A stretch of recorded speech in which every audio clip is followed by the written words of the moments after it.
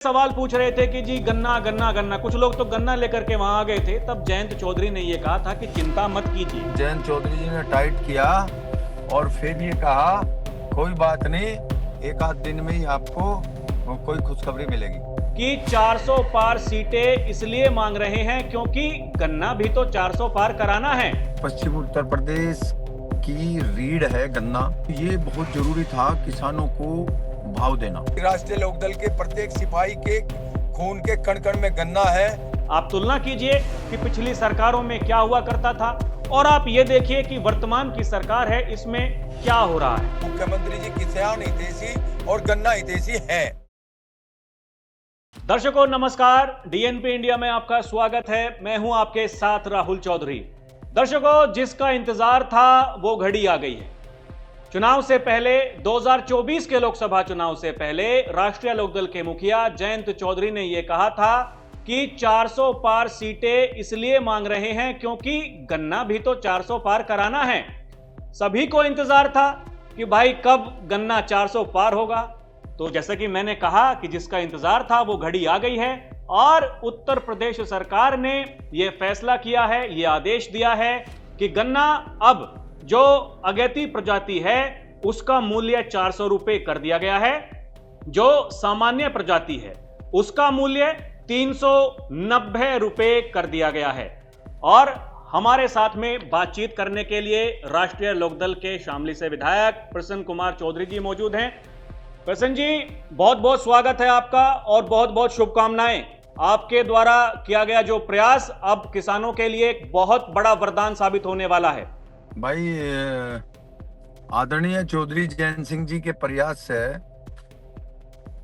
आदरणीय मुख्यमंत्री जी ने ये किसानों को सौगात दी है और खासकर पश्चिम उत्तर प्रदेश की रीढ़ है गन्ना किसानों की, और किसानों की आय का एक मुख्य साधन है। और जो महंगाई बढ़ी थी 2 साल के अंदर, तो ये बहुत जरूरी था किसानों को भाव देना। और मैं तो बार बार आभार भी व्यक्त करता हूं अपने नेता का, क्योंकि राहुल तेरे को छोटा सा वो बता दूं, मैं कल नेता के पास ऐसे ही नमस्ते करने चला गया था तो नेता ने, अरे ढिल्ले विधायकों, आप कर क्या रहे हो, गन्ने का भाव क्यों नहीं बढ़ रहा है, आप क्यों नहीं जा रहे हो आदरणीय मुख्यमंत्री जी के पास। रात को जयंत चौधरी जी ने टाइट किया और फिर ये कहा कोई बात नहीं, एक आध दिन में ही आपको कोई खुशखबरी मिलेगी। अच्छा, तो मतलब क्या ये उनको पहले पता था कि बहुत जल्द इसकी घोषणा होने वाली है? नहीं, उन्हें अपनी मेहनत का, विधायकों की मेहनत का पता था, इसीलिए वो टाइट कर रहे थे। अगर यदि कोई कमी रहेगी तो उसे पूरा करना है। अच्छा देखिए विधायक जी, एक बड़ा प्रश्न यहाँ पर खड़ा ये होता है कि प्रयास तो आप तभी से कर रहे थे जब से सरकार बनी है।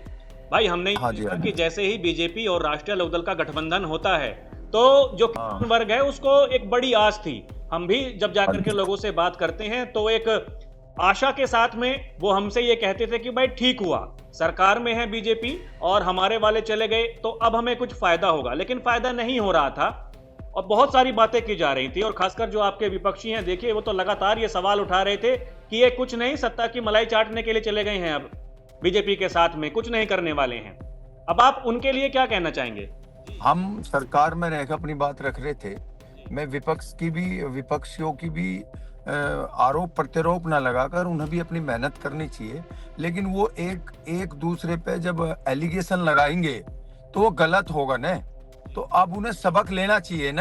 राष्ट्रीय लोकदल ने मेहनत करी और विपक्षियों को अच्छा जवाब दिया है, क्योंकि विपक्ष चिल्लाना शुरू हो रहा था। और इससे ये साबित होता है कि गन्ने, जो मैंने कहा था कि राष्ट्रीय लोकदल के प्रत्येक सिपाही के खून के कण कण में गन्ना है, और वो बात, वो सम्मान राष्ट्रीय लोकदल का भी, किसानों का भी मुख्यमंत्री जी ने किया है। और इससे ये सिद्ध होता है कि मुख्यमंत्री जी किसान हितैषी और गन्ना हितैषी हैं। तो दर्शकों, विधायक जी प्रसन्न कुमार चौधरी हमारे साथ में मौजूद थे और उनका ऐसा कहना है कि ये जो प्रयास लगातार उनके द्वारा और जितने भी राष्ट्रीय लोकदल के जो जनप्रतिनिधि हैं उनके द्वारा जो प्रयास किए गए थे, ये वो ही सामने नतीजे दिखाई दे रहे हैं। और दर्शकों देखिए, ये हम भी आपसे कहते थे और मुझे याद है जब मुजफ्फरनगर की एक रैली में मैं खुद वहां पर मौजूद था और लोग जो जनसभा को सुनने के लिए आए हुए थे, वहां पर जो मौजूद लोग थे वो ये सवाल पूछ रहे थे कि जी गन्ना गन्ना गन्ना, कुछ लोग तो गन्ना लेकर के वहां आ गए थे। तब जयंत चौधरी ने यह कहा था कि चिंता मत कीजिए, चिंता मत कीजिए, 100 सुनार की एक लुहार की। तो जो वादा किया गया था वो वादा अब पूरा होता हुआ हमें यहां पर दिखाई दे रहा है। और जिस तरीके से धन्यवाद जो ट्वीट किया राष्ट्रीय लोकदल के मुखिया जयंत चौधरी जी ने, उन्होंने कहा कि आभार मुख्यमंत्री जी का, और अब विधायक जी भी यही कह रहे हैं। और दर्शकों, यहां एक बड़ा जवाब उन सवालों के लिए है जो लोग लगातार ये सवाल कर रहे थे। कुछ लोग हमारी वीडियोस पे आकर भी ये कमेंट करते थे कि देखिए ये कुछ नहीं करेंगे, ये राष्ट्रीय लोकदल पार्टी और बीजेपी पार्टी वो तो किसान विरोधी पार्टी है। और अब राष्ट्रीय लोकदल जो सड़कों पर पहले हमें दिखाई देती थी, अब वो भी बीजेपी की तरह हो गए हैं। लेकिन एक प्रयास जो लगातार बंद कमरों में किया जा रहा था, यानी गेट के पीछे जो प्रयास किया जा रहा था, जिसकी तस्वीरें कभी कभी हमें सोशल मीडिया पर दिखाई देती थी, और मैं भी जब जितने भी राष्ट्रीय लोकदल के नेता हैं उनसे जब बात करता था तो मैं यही बात करता था कि भाई साहब आप फोटोज तो डालते हैं लेकिन उसका असर कुछ नहीं हो रहा है। कहने का मतलब है कि आप मुख्यमंत्री जी से मुलाकात कर रहे हैं, आप सोशल मीडिया पर उसके फोटो डालते हैं, लेकिन होता कुछ नहीं है, ऐसा क्यों?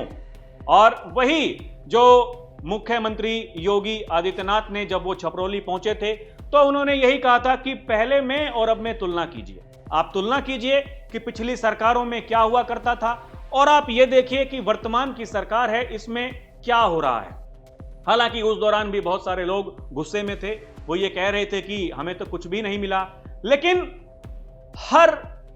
हर समय केवल एक जैसा नहीं होता, कुछ चीजें ऐसी होती हैं जो सही समय आने पर ही होती हैं। क्या वो सही समय यही था? क्योंकि पेराई सत्र अब देखिए शुरू होने वाला है और उससे पहले ये बड़ी घोषणा जो उत्तर प्रदेश सरकार के द्वारा की गई है। अब देखिए दर्शकों, यहां बहुत सारी कड़ियां जुड़ती हैं। कुछ लोग ये भी कह रहे हैं कि योगी सरकार का मंत्रिमंडल विस्तार होने वाला है और उससे पहले राष्ट्रीय लोकदल पार्टी ने यह मांग रखी थी कि भाई साहब ये जो मंत्रिमंडल विस्तार आप करेंगे, संभावनाएं ये हैं कि एक और राज्य मंत्री राष्ट्रीय लोकदल के खाते से बन सकता है। उससे पहले ये मांग रखी गई थी कि पहले आप ये घोषणा करिए, क्योंकि किसान वो नाराज दिखाई दे रहे थे।